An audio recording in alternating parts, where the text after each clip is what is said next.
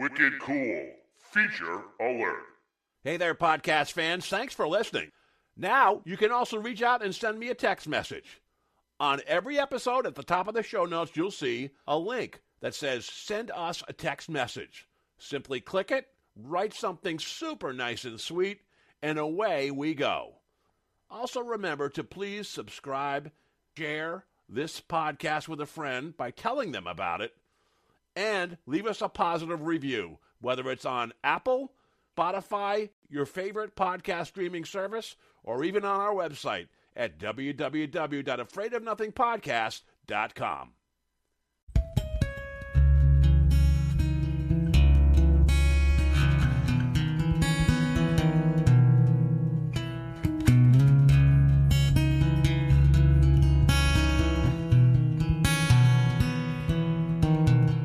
Hey everybody, I hope you're enjoying that new intro music. It's by my friend and ukulele instructor Andy Cummings from City Music in Leominster, Massachusetts. So a shout out to Andy. I gave him an Afraid of Nothing hoodie, and I got this great jingle. So enjoy. Speaking of enjoying, tonight's episode is a little bit different. It's all about starting your own podcast, and it's about to launch after this opening bit.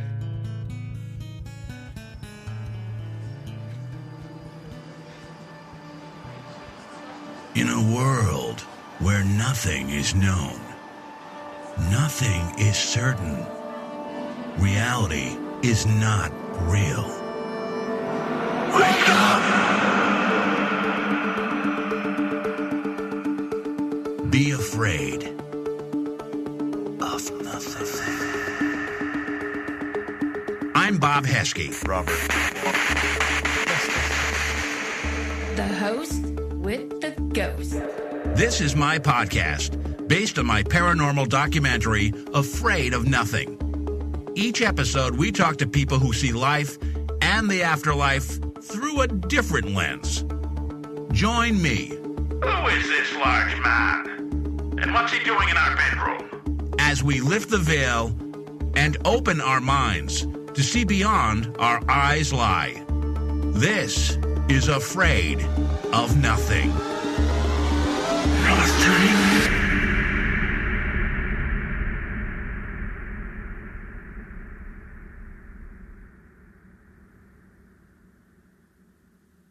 Several years ago, when I made my first feature, Blessed, a couple of my friends and people I knew, I noticed kind of were inspired. They made their own films, and I think it was because they thought, well, if this guy can do it, I can too. So they went on and had their own success as well. Now, I think the same thing is probably true with podcasting. Many of you out there probably enjoy the podcast, but you're also probably itching to make your own podcast too, but you don't know quite how to get started. Well, that's what this episode is all about. I call it Afraid to Start a Podcast. How I fearlessly launched the Afraid of Nothing podcast and why you can too. Over the next 30 to 40 minutes or so, I'll cover some key steps on what I did to start a podcast. I've also created an ebook, which you can download at Buy Me a Coffee on my website for a small stipend. It has a ton more information and a lot of links that you'll find super helpful. It's a great companion piece, and it's all that you need to get going after listening to this episode. First, a disclosure. This episode is for informational purposes only and is based on my personal experience and preferences in launching the Afraid of Nothing podcast. How you proceed is up to you. Be daring, be bold, be awesome. Just don't blame me. Now some of the stuff we'll cover. It'll include picking a podcast platform, how to create cover art, audio intro and outro, which DAW to use, which online interview platform to use, audio sweetening, wacky sound effects, episode art, when to start, how to get guests, how much time to spend editing, how to survive imposter syndrome and downloads depression. Should you have a website? How much does all this cost? And when should you quit? I'll also remind you again, the ebook in Buy Me a Coffee. If you download that, you'll get some great information. Plus, there'll be some affiliate links to help you get started with the equipment and services that are right for you. I'm also going to have those in the show notes. All right, let's get to it. Chapter 1. Picking a podcast platform. There are several podcast platforms out there, but I'm going to make it really easy. I really would recommend choosing to one of two, either Buzzsprout or Libsyn. If you are a true newbie like I was, go with Buzzsprout, as they have tremendous support, a Facebook group, and great educational videos that cover just about everything you need to get started. If you're more tech savvy and want more metrics, go with Libsyn. Some of the other podcast platforms you may consider, if you want to go beyond the two I just mentioned, are Captivate, Transistor, Castos, RSS.com, Podbean, and Resonate. But really, I recommend you go with Buzzsprout. Full disclosure, I've got an affiliate link to that, but I mean, they're awesome. And if you even ask Pat Flynn, who's the guru of podcasting, he recommends Buzzsprout as well. Chapter 2. How to create cover art. Before you get ready to publish your podcast, you need to have the right stuff done first, and one of those is the cover art. For my podcast, the Afraid of Nothing podcast, you'll notice it's that kind of microphone with that, scream type of look, and it says Afraid of Nothing with Bob Heske. I had that created for me on Fiverr, all right? But basically, what you'll need to know is your cover art must meet Apple Podcast artwork requirements, which is really 3,000 by 3,000 pixels, a resolution of 72 dpi. It's either a JPEG or PNG file type with RGB color space. If you don't know what that means, have your designer on Fiverr or whatever service you use handle that for you. You want to make sure your art is attention-getting and easy to read. It's literally a billboard for your podcast. If you're a do-it-yourselfer, go to canva.com. They have free or paid depending on which plan you choose. I use canva.com. I didn't use it to create my cover art, but I use it to create my episode art, and I use the free version. If you want to pay on the cheap, use a service like Fiverr, Fiverr. It's up to you to find and manage the designer you want at your budget, but it works for me. Another option, if you have a little bit of a bigger budget, like $200 or more, is a place called 99 Designs. And if you use Buzzsprout, they have a discount on their resources tab. So if you sign up with Buzzsprout, they will get you a discount to 99 Designs if you go to the resources tab on Buzzsprout. Here are some quick tips to create cover art. Get your podcast artwork dimensions right. Check out the competition. What are other shows doing? Are there some designs that you like? Maybe mirror those or ask your designer to kind of do it in the vein of that type of key art that you really admire. Make sure that your key art clearly communicates your podcast message. Keep it consistent with your podcast logo and brand. Decide what type of images you'll use. Typography matters. Prefer to go with sans serif versus serif. Use your words carefully. You don't have a lot of real estate, so don't use too much. And last, just have fun with it. Chapter 3. Audio intro and outro. Now, if you guys have been listening to my podcast, you hear that little bit at the beginning of, in a world where blah, blah, blah. So that's basically the intro, and at the end you'll hear a little bit of a shorter version of that bit. You've been listening to the Afraid of Nothing podcast with that same music. That's the outro. Now, that I had produced for me, I made a movie, so I knew a good audio guy, so I wrote the script and recorded the voiceover myself, and I had them kind of sweeten it and produce some really great sound for me. By going with an outside audio person, it cost me about $200, but that was a really good deal, to be honest with you. A cheaper way to do your audio intro and outro is, I just told you earlier, I just bartered with my ukulele instructor. I gave him an Afraid of Nothing hoodie for a jingle. So it's a great way. If you get music on the cheap and you have a really good voice, you can simply play that music like I did at the intro of this episode, under your voiceover for the opening and close. So that's another way to do it. So first, pay someone. Second, have a friend or musician, do a little contract with them and get some music on the cheap and use the music. You just record your voiceover over it for your intro and outro. Another options, there are two main types of lower cost music that are safe to use for your podcast. One is royalty free and two is Creative Commons. And I go in the ebook, I have links which kind of defines these. Some websites to consider: Pixabay, YouTube Audio Library, Free Music Archive, SoundCloud, and Incompetech. These vary from royalty-free to Creative Commons. Another option is to pay for usage, and some of the best sites are Soundstripe, Audio Jungle, and Storyblocks. Once again, Buzzsprout, should you go with them, has a discount on Soundstripe on their resources tab. Coughley 4. Where did I get Coughley from? You'll have to watch the movie Lamb to find out. Which DAW? What is a DAW, you're saying? A DAW, D-A-W, is a digital audio workstation. It's the application where you edit the audio. If you're just starting out and you want free, go with Audacity for Windows or GarageBand for Mac. Although I must say, you can also download a version of Audacity for Mac as well.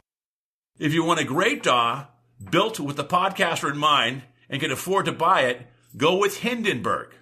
Hindenburg Journalist goes for $99, and Hindenburg Pro is $399. Once again, Buzzsprout has a discount for Hindenburg. I recommend you do the free trial first. In the ebook, I have a sidebar about some of the best audio editing software of 2021. So take a look at that and, see what's right for you. Capitulo Cinco. Which online interview platform? This is the platform where you hear me interviewing, like with my co-host Kyle Carvin and one or two or more guests. That's basically kind of like Zoom. You go to a platform and you send a link out and everybody goes to your recording room and record the interview, and then you download it and put it into your DAW to edit, right? So there are several online interview programs to choose from. These include Zoom, CleanFeed, Squadcast, and Zencastr. There are a ton of different payment options within each one. Some are free, some cost more. It depends on which service and which type of plan you choose. So, for example, for Zencastr, I pay a certain fee because there's a certain amount of hours that I want to be able to have every month and certain services I look for. I've used Zoom. I have it as a backup. CleanFeed is good. I did Squadcast. It's all right. There were some customer service issues, but it's good. Most people like it. I just use Zencastr. Zencastr, I should say, isn't super Mac friendly. If there's ever issues where I got to do Zoom, it's because someone has a Mac and they haven't uploaded Chrome, which you need Chrome for Zencastr, and so we'll default to Zoom. But I like Zencastr. It's for audio, but you can also do video as well. It's a really nice sound, and I found it pretty reliable. Like I also said, you can record video or just audio. I do just audio, but that's me. Another pretty good option for an online interview program you may want to check out is Riverside.fm. Once again, you get a discount on Buzzsprout if you have Buzzsprout in their resource tabs. In the ebook, I have a sidebar. If you click a link, it'll give you an article about the best podcast recording software. Chapter 6. Audio Sweetening. Now, when I say audio sweetening or audio enhancement, it simply means making the sound better. You can do this yourself, use an outside app, or leverage music mastering if you have Buzzsprout. In Buzzsprout, it costs an additional monthly fee. Now, if you want to do it yourself, you can find a ton of great tutorials online. There's some I have in the ebook for Audacity. A guy named Mike Russell has a great YouTube channel with cross-platform tutorials. GarageBand, which is, like I said, for Mac users. So there's a lot of great tutorials you can search online. I also put a couple links in the ebook. If you want to save time and get pro quality, you can use an app like Auphonic. You can easily set up a preset for your podcast. All you have to do is upload your WAV file or MP3 and have Auphonic automatically do the work for you, kind of like Magic Mastering does. It usually takes about 5 minutes or so, depending on your bandwidth. Now, I mentioned Magic Mastering, which is part of the Buzzsprout kind of suite of services. It's built right into Buzzsprout, so when you upload it, it's just an extra step. So it's really a nifty, convenient tool. It works great. But it is a monthly add-on fee, which I found is a little bit more expensive than using Auphonic. So if you want less steps in post-production, use Magic Mastering. If you want to pay a little less with an extra step, use Auphonic. They're both great, and you can't go wrong with them. Gee, boss, what chapter is this? Oh, yeah, chapter 7. Now, what about those wacky sound effects sometimes you want to inject in the opening or end or even in the middle of your podcast? Say if someone swears and you want to keep your G rating and you want to cover it with like a censor sound. Unless you're a voice wizard like Michael Winslow, best known from Police Academy, you'll probably need to use a sound effects library service or search tutorials online on how to create your own voice effects. I use Zapsplat. And you may know, if you look at my show notes, I attribute them in the show notes and in the podcast on occasion. There are others. These include Free Sound, YouTube Audio Library, a Sound Effect, SoundGator, Storyblocks, Music Radio Creative. When in doubt, you can also make your own. You can check out a book called The Sound Effects Library by Rick Veers. I'll have that in the show notes. It's in the ebook as well. It is an affiliate link, so I do get a commission if you do purchase it. Thank you very much. And there's also, if you look online, there's cool ways to do some things with your voice. I in a couple episodes, give my voice a demonic tone, a deep demonic tone, or even a deeper godlike type tone. So there are places you can look online for that. In the ebook, I give a link to an example for a video on how to make your voice sound demonic. So check it out and have fun. Chapter 8. Episode art. Look, it's not necessary, but it's good to have because it adds visual uniqueness to each episode, rather than just putting your key art up every time. As I mentioned several minutes ago, I use Canva.com. I use the free service. If you want to use the paid service, Buzzsprout has a discount for it. For year 1 of my podcast, I used a basic template and I uploaded an image every time pretty much, and that cost me about $1 a pop on Canva. For year 2, I just used a template design. So I paid $1 once, found a template design, a look that I liked, with really no imagery, just more type treatment. I edit it with a unique title and guest, as I mentioned, with no photos. I've liked that for year 2. Not quite sure what I'm going to do in year 3, which is coming up quick. Chapter 9. When to start. This is different for everybody, and some people get so nervous they take forever before they start. I basically took a month or so doing research, watching instructive videos online, and reading posts so I gathered as much information as I could. Then I went and got my cover art and my intro-outro done. And then in my DAW, I picked a DAW that was good for me. I used Audacity, and I recorded a couple episodes. I think I did 3. This is good because you learn how to do it, and you have a backlog of content, so you don't feel pressure to keep pumping out the content out of the gate. So I had I think I had 3 or 4 that I was ready when I kicked this off a couple years ago. Now, how many shows do you post a month? I spend a lot of time editing my shows, which I'll cover a little bit later. So I tend to do 2 shows a month. Probably 4 is best, or weekly if you want to build followers. And you're probably best to upload them on a schedule, like, for example, every Wednesday. That's the best thing. Upload a new episode either bi-weekly on the same day or every week on the same day. I'm really, really bad at this. I work and life gets in the way, so I upload when I get the episodes done. So don't be me. Be more structured. Chapter 10. Now, how do you get guests?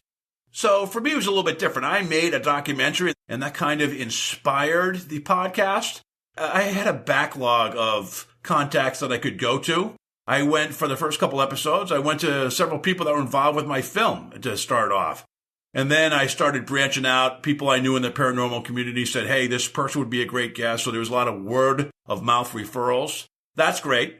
If you don't have a network that you can leverage, what you can also do is just, go to Spotify or whatever, or iTunes or whatever platform you like. Listen to a bunch of podcasts, in your kind of same vein of what you do. Find the guests that you like. See if they have their contact information in the show notes, or seek them out with a Google search or Facebook or on LinkedIn, and then send them an email message. Something very simple as, hello, I heard you on XYZ podcast. I'd love to book you on my show. Here's a link to my show so you can check it out. Please email me if interested, and I'll schedule something, and we'll get going. I hope we can connect. So it's as simple as that. There are also apps like Podmatch, which automatically matches the ideal podcast host and guest for interviews. I found it pretty easy to use, and I have already booked 2 interviews, which were really good experiences for me, and it didn't cost me anything. It's a free service. Another resource is the Buzzsprout podcast community. Interestingly enough, you don't have to be a Buzzsprout subscriber to be in this Facebook group. It's really open to everyone. What they do is they have a guest connection Wednesday, so you can kind of reach out and try to connect with people. And to promote your show, which we'll talk later, they actually have Mondays where you can share your latest episode, so it's really cool. The ebook has a couple of things you can go to read for more information, so again, check it out.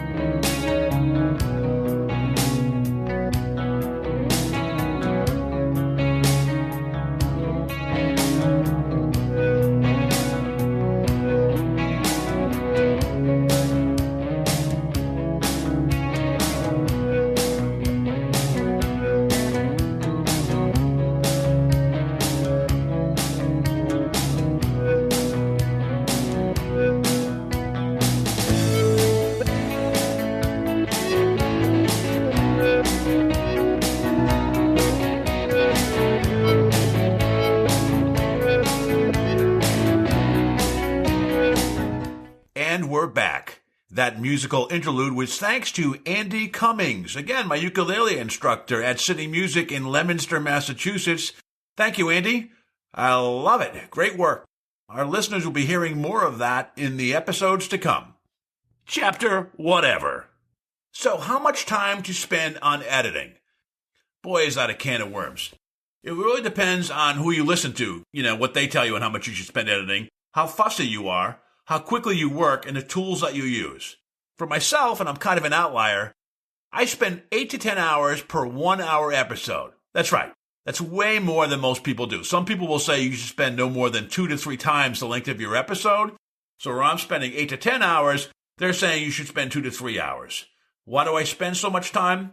A lot of it is in the edit, is in the Audacity edit. I literally go through the whole thing, comb through it. I get rid of the breaths, I get rid of the ums, the you knows, the likes, the whatever, the side comments. If it takes my guests 10 seconds to finally figure out what they want to say, I will listen and cut out the part that's not relevant. So I spend a lot of time, depending on the guest, editing each episode. Now, when you think about each episode, think of all the steps you have to do. You have to schedule and record the interview. If you have a guest that has a book, you may have to spend time reading the book. So that's extra time there, right? There could be several hours right there. There could be 4 to 6 or even more hours.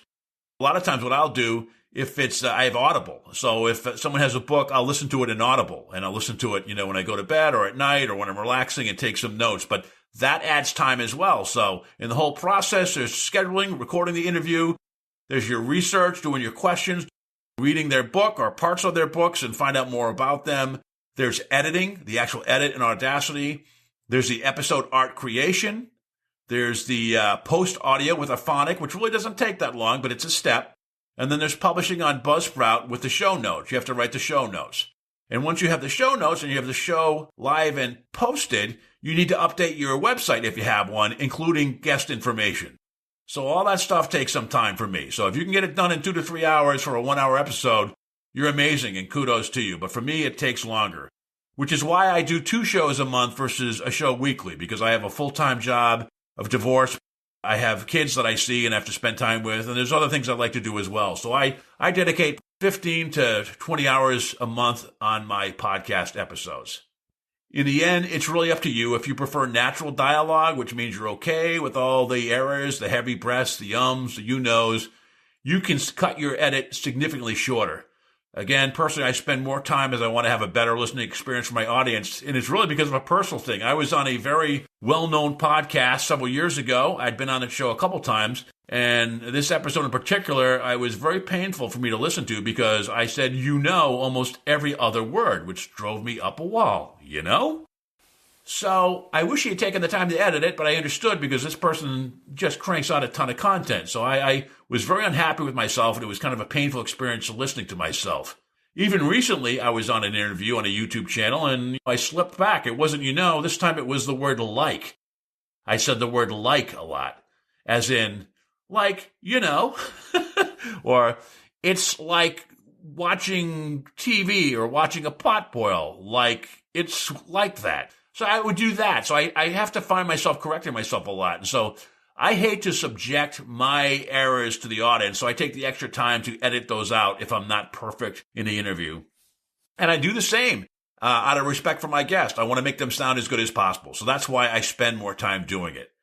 Now, there are some tools that podcasters swear by. For example, Descript is a great tool that makes audio editing as easy as editing a Word doc. And I have a link to that in the ebook. So there are some tools out there that can reduce your time. You can also outsource it. I mean, if you have the budget, it's not super expensive to outsource it to an outside editing service. They're just probably not going to be as picky as you are. They're going to do a very quick edit and make it sound good, but that's fine. You may just want to say, hey, I'll record it. I'll hand off the file to an outside person to edit it for me. I'll trust their judgment to make it sound good, and we'll be on to the next. So how much time to spend editing? Totally up to you. It can be just a couple hours per show, up to 8 to 10 like me, because I'm this crazy guy that wants to have the best product I can. So hopefully I will work in the new year to cut that back a couple more hours.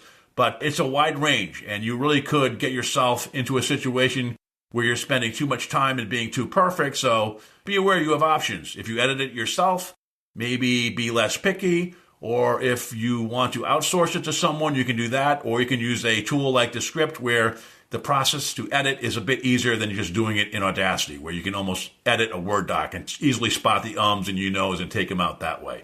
So your preference and your budget. Chapter whatever comes after whatever. How to avoid imposter syndrome and downloads depression. I can't tell you how many people that I've heard or talked to that suffer from imposter syndrome, which is that suffocating, nagging self-doubt that you simply aren't good enough to do a podcast and no one's going to listen to you. And I say, hogwash. I made a podcast and 2 feature films, and I made a ton of errors along the way, and I got them out there, and they're all good products in the end. At least I think so, and a lot of the reviews think so. So can't you. The ebook has some links to a blog you can listen to or a podcast series if you need a little more inspiration. But what it boils down to is don't put too much pressure on yourself. I mean, the good thing about a podcast is chances are you're not going to have a huge audience starting out of the gate. So build your rhythm, build your voice, build your brand, and then it will grow with you.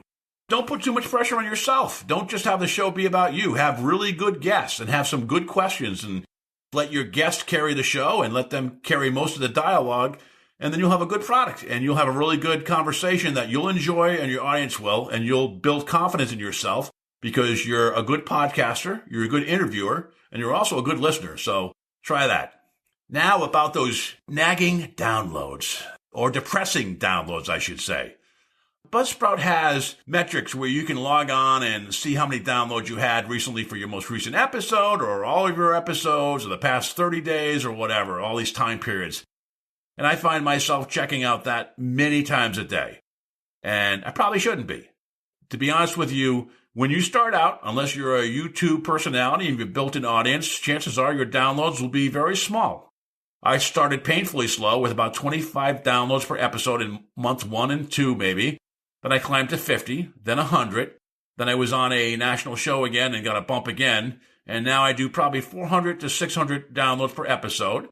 But some episodes get over 1,000, and my most popular is well over 6,000 downloads. So some episodes resonate with people really, really well.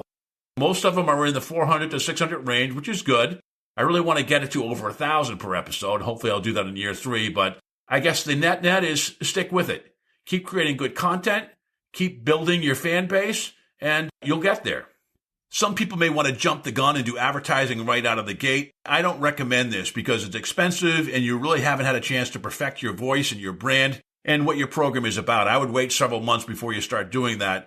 And quite frankly, it's expensive. It can cost you can easily be spending $300 to $500 or more a month, and then this becomes an expensive hobby. I would caution against that. It's up to you what your budget is. But if I had extra money, I would put it more into services that would help me have a more enjoyable experience recording the program, maybe equipment or services on editing or things like that. That's where I would spend my money. Doesn't mean you can't promote your show.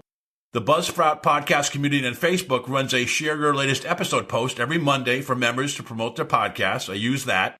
There are also great resources online. The ebook I have has 12 Facebook groups about podcasts you can join, a post that you can read. And there was also a survey done from the top podcast marketers I have a link to as well, what they do to generate traffic. But really what it comes down to avoid imposter syndrome, don't listen to the dark side. Just have confidence in yourself and get the stuff out there. And about downloads depression, don't worry about it. I know it's a great feeling. It's just like when you have a post on Facebook and you get a ton of likes, your endorphins fire. But, in reality, just focus on getting the best show and the best content out there. The most successful podcasters, really, they're at this for several years before they see a spike in years 3 to 5. So stick with it, learn your trade, be good at it, enjoy the journey. Downloads will come. So stay with it. That's my recommendation. Chapter 13. That's so lucky. Chapter 13. Should I have a website?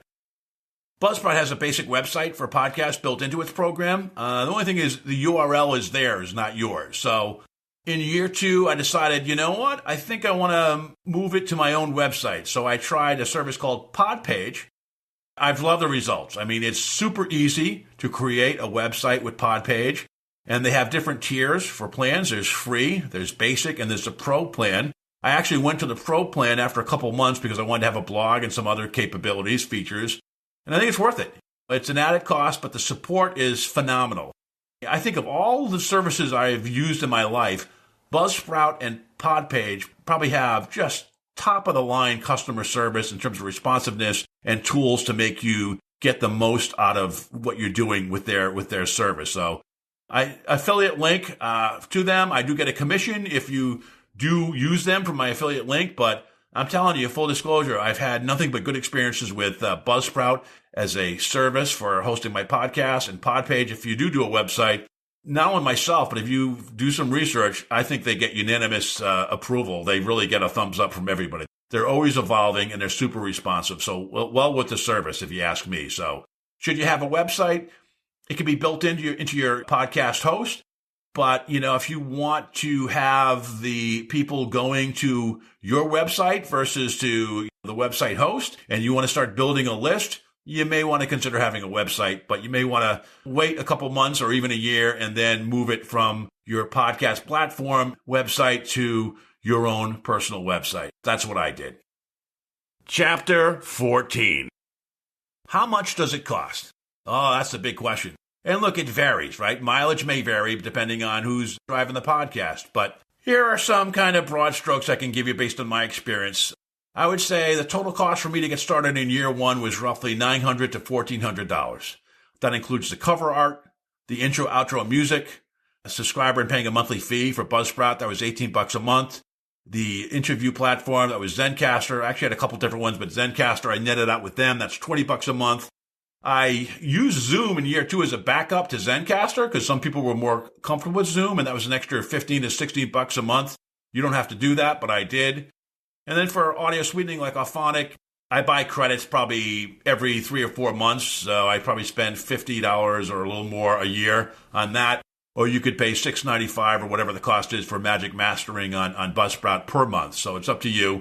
And then if you want to have a website, there's a cost for that too if you do use the basic or pro plan versus the free plan. So those costs vary. Out of the gate, you probably need to have $300 to $500 just to get your cover art, your intro, outro music, your mic, your headset, your basic home studio setup. We're going to assume you already have a computer that you can use. Your monthly cost, that tends to be your podcast hosting platform like a Buzzsprout, your interview platform like a Zencaster, and your audio sweetening, if you want to use it, we mentioned like Auphonic or Magic Mastering.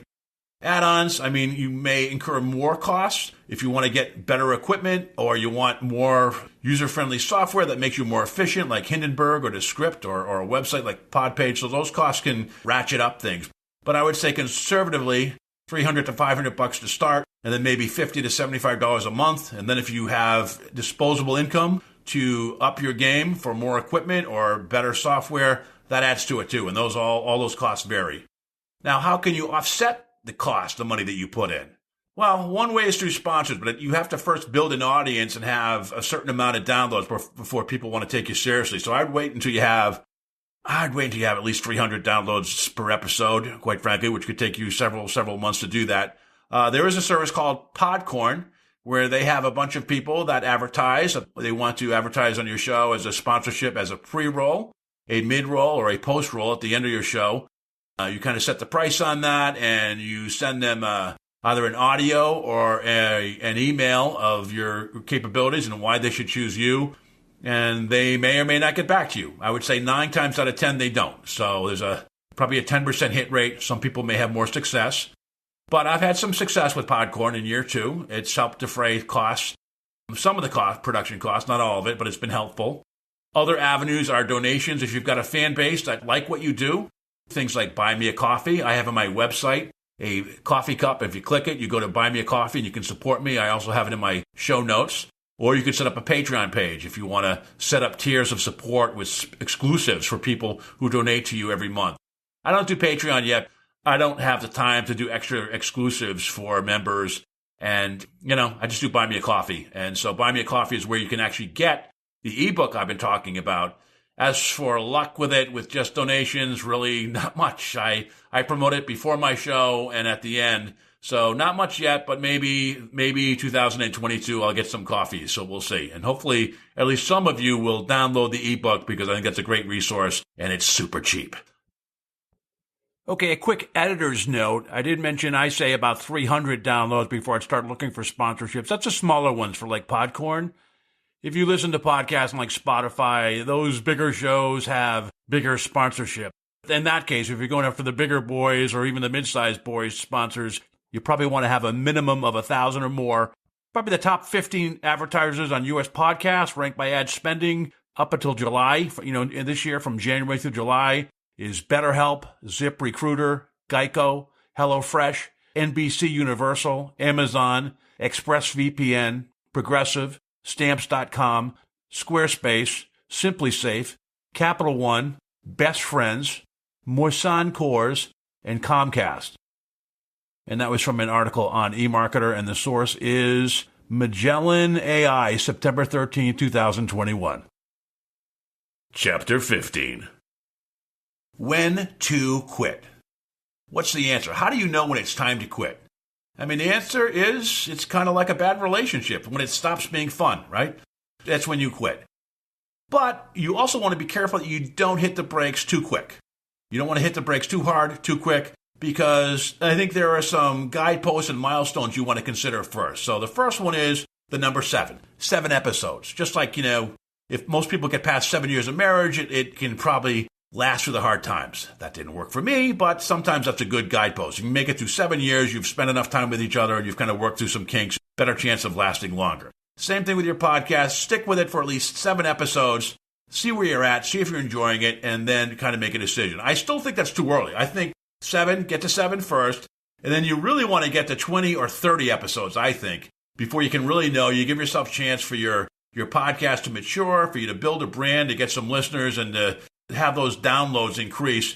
That's what I would really go for. And then after 20 or 30 episodes and you're just exhausted and you're not getting anything out of it, I would, rather than quit, I would put it on pause. Like, for example, on Buzzsprout, rather than paying the $18 a month subscription fee, you can actually put your show on archive where you're not producing any more shows, but you're archiving all the shows you have with them. So if you quit, the shows go away. They're gone. They're not out there anywhere in the podcast world. People can't listen to you anymore. So if you quit, that's the end of your show. It's just like when you die, you're gone. There's nothing left of you. The same thing with your podcast. So what you can do is you can put it on pause and archive your podcast. So all the episodes to date are on your website or with Buzzsprout, and they're out there. They're on all the different sites that, they're on iTunes, Pandora, all those different places. So they're still out in the internet world. So I would do that first. Give yourself a natural break. Maybe you break up your podcast into seasons, and then so after season 1, you take a couple weeks or a couple months break, and then you come back with season 2. I would experiment with that first. It takes 3 to 5 years before you can really see some results. Unless you are a YouTuber or a personality with a built-in brand, most people, it takes several years to slowly build up an audience and followers. By the way, when I made a film, once we shot the film, and it still was another couple years to get it through post-production out on the film festival circuit and then picked up by distribution. So it's a commitment. And just as a movie is a 3 to 5 year commitment to get it out there, a podcast is the same thing. So I would expect the first 2 years to be growth, and the third year you may start to see some results. And that's what I'm hoping in year 3 for myself. If you can stick with it for as long as you can. If you need to take a break, just pause it and then maybe have your show in archive and then come back after a couple months and refreshed and tackle it again. That's what I recommend. And if it's really not fun and you don't want to do it, then better than anyone, don't do it. As for me, I have a 3-year plan, and I got to tell you, after years 2, so far I enjoy the process. I'm proud of what I'm able to do. I'm had some super guests that I've met, and for me, it's like I get to talk to people I normally wouldn't speak to and get some questions answered that are on my mind and topics of interest to me. So I have some great conversations with people, and it's been super fun to this point. I'm going to check things after year 3 in 2022 and say, how am I doing? Is it worth doing this going forward? But that's my plan. Hopefully you'll find the right plan for you. When to quit, when it's right, but don't do it too quick. And folks, that's it. Like I said, if you want more detailed information or a printed version of this or a digital version, there is an ebook in the Buy Me a Coffee app. So that look for the show notes for a link for that. Just please read the show notes and it'll show you how to access that. In the ebook, I have some links. Also in the show notes, I have some links. I will get a commission if you purchase some of the stuff there for equipment or subscription services for affiliate links. It won't cost you more, but it will help me out and help me defray some of the costs. So if you do choose to do that, I appreciate it, but just want to be upfront about that. But in closing, look, thank you for listening, and thank you for listening to my podcast. If you want to make a podcast yourself, you can do it. Don't let any doubters or anyone tell you can't. Just get started. Don't stop. Be patient and have fun. So I hope you had fun listening to this. Have a great day, everybody, and a great year in 2022. May whatever dreams or aspirations you have or wish or want happen.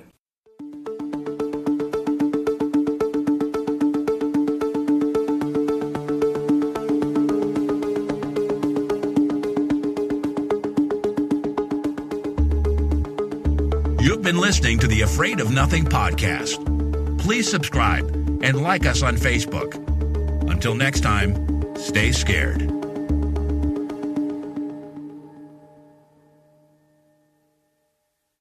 Hey, you're still here? Great. Then why not listen to another episode? Visit AfraidOfNothingPodcast.com to peruse all the shows.